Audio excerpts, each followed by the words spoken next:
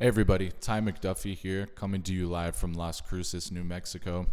I recently took a 36-hour road trip from here down in the southern corner of New Mexico and went all the way up to Kansas and Missouri, Midwest area. While I was on that drive, I decided to make the most of my time by listening to a couple audiobooks. So I'm going to break down each of those books for you and the takeaways that I had just off the top of my mind. And hopefully you guys can take some information away from it as well. The first book that I read was called Men Are From Mars, Women Are From Venus. It's by a guy named John Gray. And essentially the book emphasizes that men and women are inherently different in a couple different ways, in our communication styles, in our love languages, in the ways that we want to give and receive love. Men, at our nature, we are problem solvers.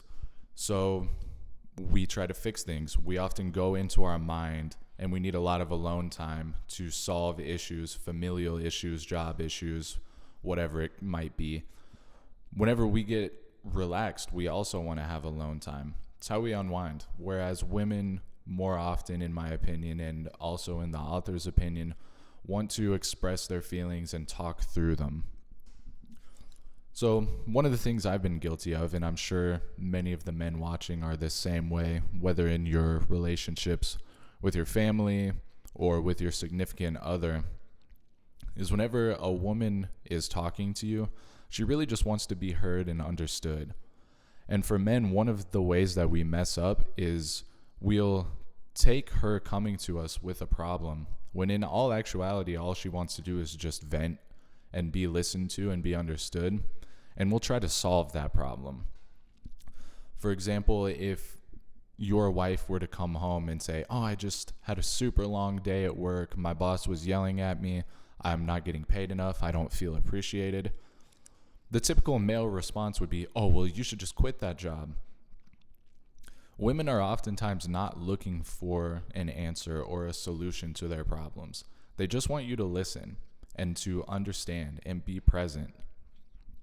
Oftentimes that's going to go over a lot better with your woman, with your significant other, or with your family members who are women than if you try to solve all of their problems and put on your Mr. Fix-It hat. It doesn't work that way. Conversely, the male ego is very, very, very, very fragile. So one of the most damaging things that a woman can do to a man is to question him, to make him feel like he is untrusted, to make it feel like he is not capable of doing whatever the task may be, or that his skills are not up to par. This can be seriously damaging for relationships and also for the male ego, because in the male world and in the dominance hierarchy, we're structured essentially in accordance with our competencies. I'll give you an example. If a couple was driving down the road in their car and the man was maybe lost, it could be perceived as damaging to his ego if his partner were to say, "Are you sure you know where you're going? Do you need some help?" Men oftentimes do not want that type of help. They want to be able to figure things out on their own. They want to be able to show and establish their competencies. And the book emphasizes that this is something that women should realize. Allow your man to figure it out on his own. Make him feel trusted. Allow him to have the feeling of being the provider, of feeling competent, and that'll really help the relationship out a lot. The next book that I read is called The Book of Five Rings. It's by a man named Musashi, and he was a samurai around in the 1600s. This book's a little bit harder to understand if you listen to the original version like I did, because it's essentially a treatise on how to kill another person, how to overcome another man in battle. So a lot of it has to do with sword fighting technique and the different ways that you can cut a person. But it's essentially a book about discipline, about training, about being in the right place at the right time. And some of the takeaways are that the way is in training, that continuous practice is the way to master any skill. Obviously, that comes in with the 10,000 hour rule that maybe some of you are familiar with. It comes from a book called Outliers that suggests that the way to mastery in any skill is to put in 10,000 hours. Another thing that the Book of Five Rings emphasizes is not to waste your time. We have a very limited time on this earth. So if you have a goal or something that you want to accomplish, that time is precious and you cannot afford to squander it.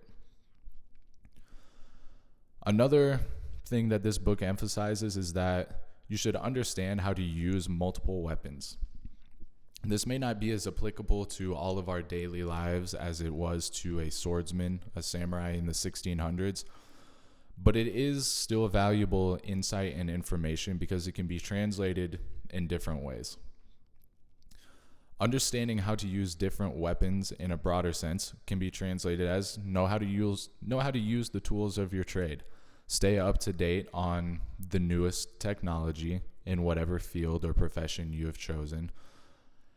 And even stay up to date on how to use weapons, guns, fighting. All of these things are especially helpful for men, especially helpful for the male ego and confidence levels. So that is still something that's relevant about 500 years after this guy died. And it's pretty crazy that his text is still around for all of us to read. Really cool there. Another thing that this guy Musashi emphasizes is that preparation is key.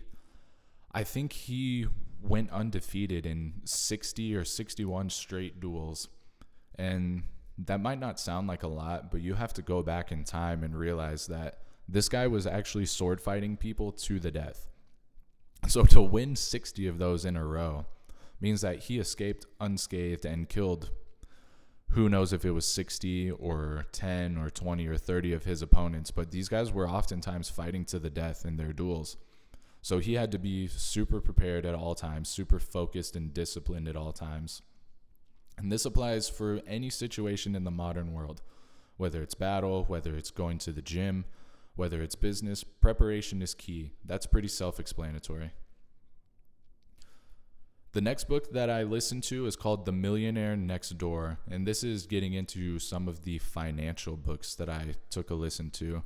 The Millionaire Next Door is by Thomas J. Stanley and William D. Danko. So shout out to those guys. They wrote a really great, informative book. There are a couple of different takeaways and things that I think the world needs to hear from this book. These guys, the authors, took all of the data from the IRS and compiled it and did a study on the millionaire population of America. Obviously, the IRS has the most information on millionaires and finances, really more than any other agency or business out there. So they had a lot of good data that they were able to pull and really break down who are the millionaires in America, what are their qualities, what do they do. And the first thing they talk about is that most millionaires accumulate wealth by spending less, not earning more. This is essentially living below your means. And I was a little shocked to learn about this. Not that I should have been, but our American consumer culture kind of pushes the idea that if you're rich, you can afford whatever you want. You can wear whatever clothes you want. You can drive whatever car you want. You can live in whatever house you want at whatever location. And that the way to essentially be wealthy and show your wealth is to have all sorts of possessions, all sorts of belongings, and that those are the rich people. It's actually not the case. The book suggests avoiding buying those types of status objects and indicates that true wealth is about accumulation. It's not about flashy possessions. Those things are called liabilities. There are things called assets and things called liabilities. Assets are things that you have at the end of the month that put more money into your pocket. These things can be stocks, bonds, etc. Liabilities are things that take money out of your pocket. This would be a car payment, your rent, things like that, your mortgage. So it advises you to take a look at what your assets and liabilities are and suggests that the majority of millionaires actually have accumulated their wealth by being frugal, by taking what they have left over at the end of the month, and instead of spending it on status objects, reinvesting it or saving it. The other thing that millionaires do is they are extremely financially independent and free in that regard. Something like 80 to 85% of millionaires in America own their own business. So that appears to be the way to wealth in this country, is to own your own business, to be in control of your time in that regard, and not be working for someone else, being self-employed. Another thing, most millionaires, according to this book, work on average 59 hours a week and are extremely wise investors. So work hard and work smart. There's no way around hard work, especially when it comes to financial success and financial independence.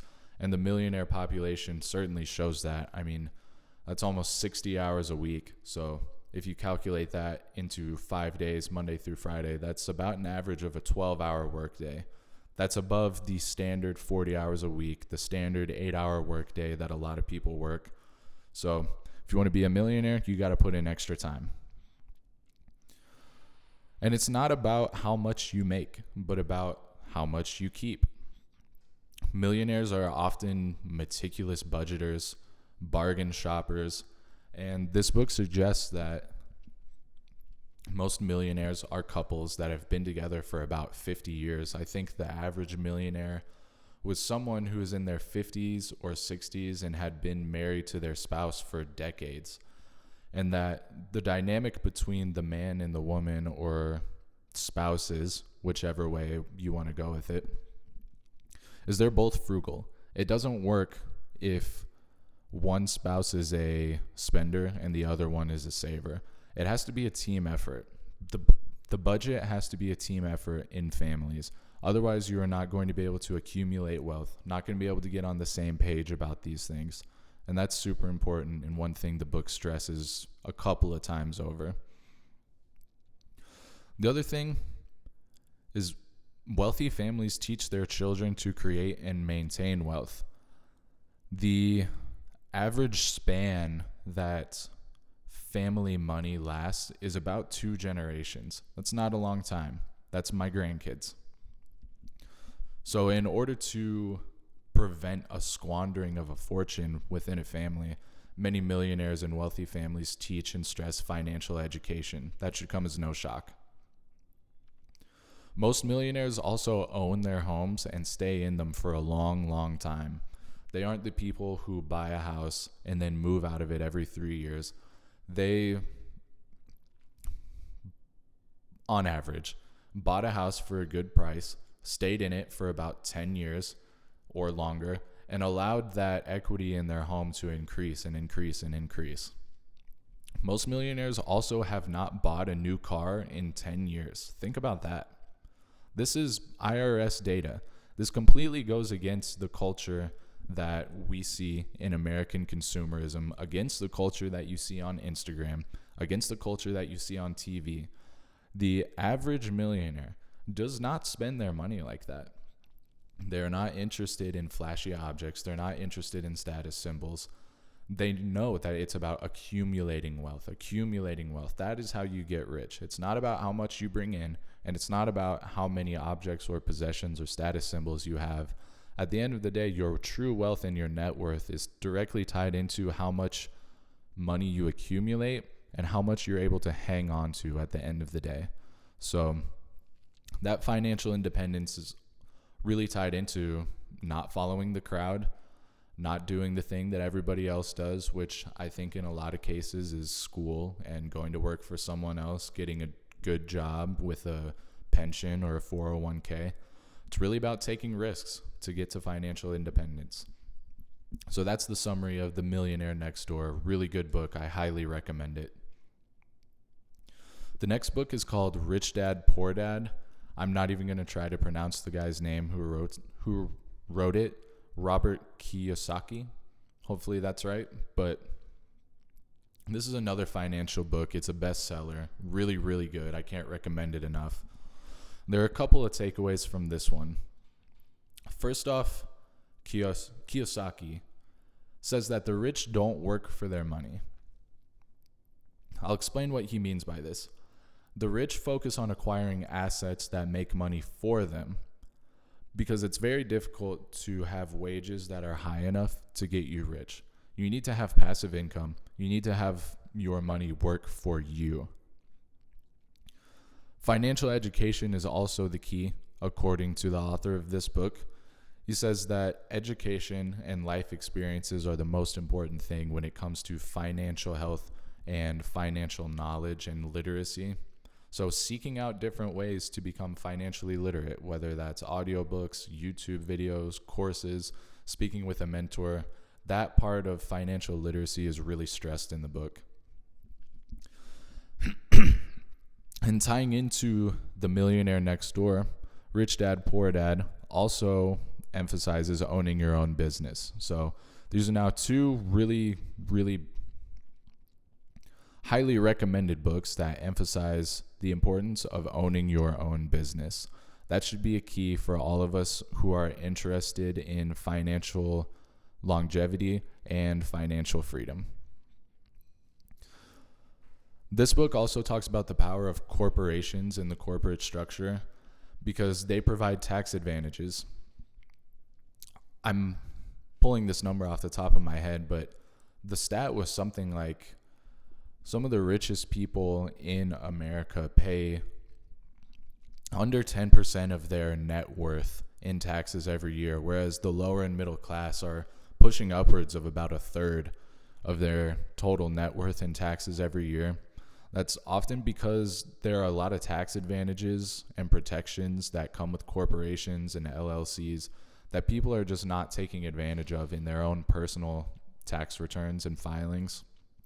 So I'm not an accountant and I am not a financial advisor, but I would suggest everyone go and look at the tax write-offs that your business or your company might be entitled to and find ways to take advantage of it, because the rich in this country, the upper class, do pay less of their total net worth in taxes through some of these write-offs and through some of these tax advantages.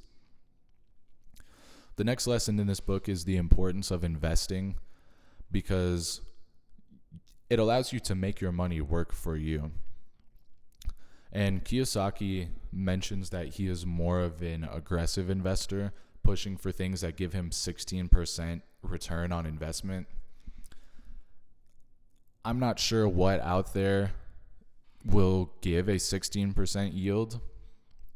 I think normal Roth IRAs and accounts like that are somewhere like 8% if you put your money into a Vanguard account. So take that for what you will. But he does emphasize that stocks, bonds, things like that we can invest in will provide passive income streams, and that can serve you well in the long run. The other thing that he mentions is work to learn. Don't work for money. Again, that gaining skills is more important in the long run than earning a salary. So it's okay to take jobs in marketing, in sales, things like that, where you are learning and acquiring new skills, which will benefit you and increase your net worth and your total earnings over the long run, as opposed to just taking a job because it pays the highest. It's something that's kind of counterintuitive, but I can see where it would be beneficial. Next, the book emphasizes overcoming obstacles, mostly the obstacles that we put in the way of ourselves. Excuse that voice crack there, but some of those things that we get in the way of ourselves: fear, cynicism, laziness, bad spending habits, and arrogance. These things prevent people from becoming truly wealthy, and they have to be overcome. It appears that a lot of becoming wealthy comes down to discipline and being able to control yourself. Yeah, and another thing, the book kind of ends with giving back. The rich often build their wealth and give it back to society. I don't know if you believe in karma. I certainly do.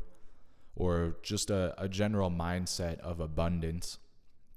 But giving back to the community, finding ways to help out people who are less fortunate than you or me or society as a whole.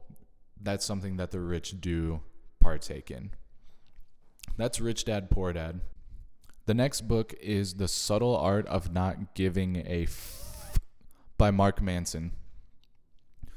This book was kind of confusing to me at first because the title obviously is what it is.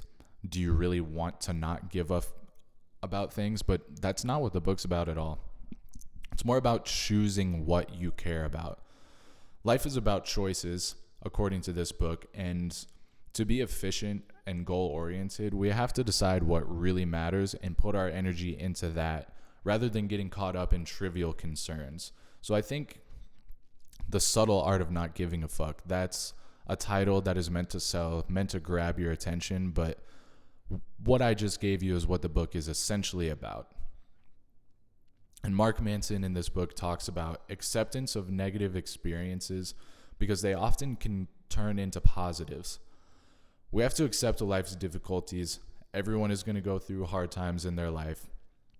But embracing those negative experiences as part of life's journey, rather than always striving for your life to be perfect or positive, can lead to a more rounded life and a life that is not as full of disappointment.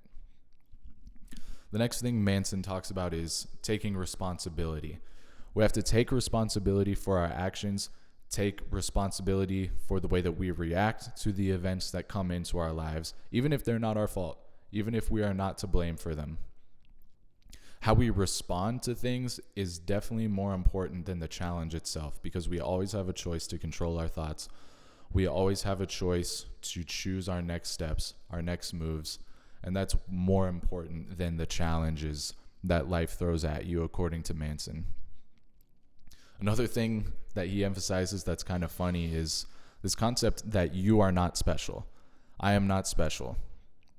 Manson demystifies this notion that everyone has a uniquely designed path for greatness. And he encourages us to recognize that we're just the same as everyone else, and that this can be liberating and drive us to work harder for the things that we want. So you are not special. A big part of the book as well.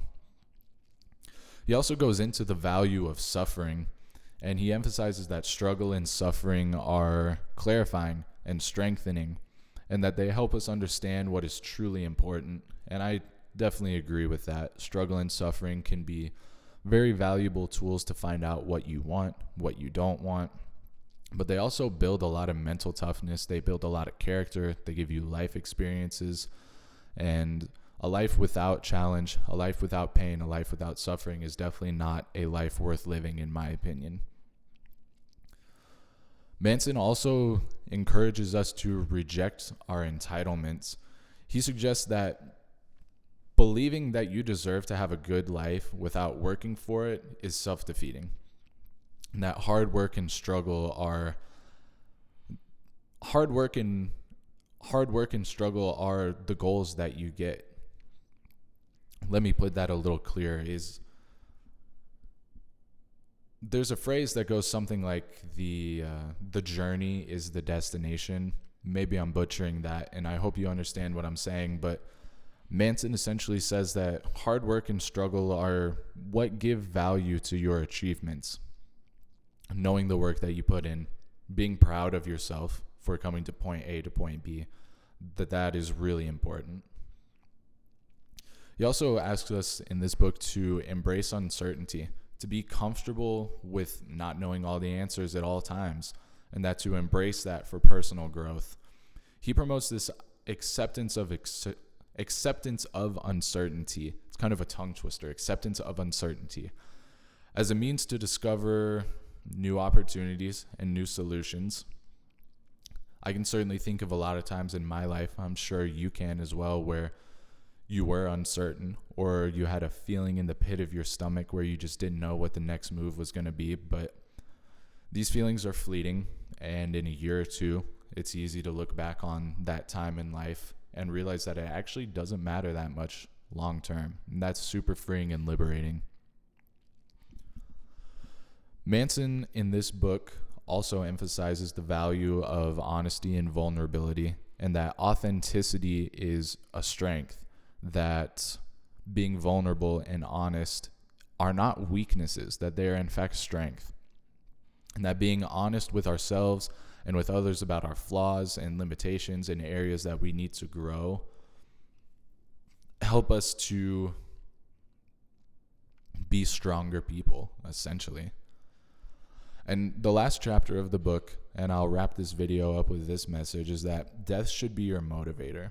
It might be a bit of a morbid message, but there's this saying that you should keep death on your shoulder at all times. I heard that from the great Duncan Trussell, one of my favorite comedians and philosophers. But Manson in this book talks about the inevitability of death, something that we cannot escape. It's coming for all of us, and it's coming at a time that you cannot predict. We cannot predict when we will die. So there has to be a sense of urgency to live a meaningful and memorable life. That acknowledging our mortality can help us to prioritize our experiences and our relationships and sort out our values that are actually significant and important to us personally. So that's my video on the 5 books that I read over a 36-hour road trip. Hopefully I explained this in a way that gave you a little bit of clarity or helped you to think about some things in your life. This is my new channel. I also run a channel called Duff Radio, which is more involved in music and things of that nature, podcasts and interviews. So if you want to subscribe to that, I'll put the link in the description of this video. But for now, I think that'll do for this summary of those 5 books. Hope you take something away from this video. And as always, thank you for watching.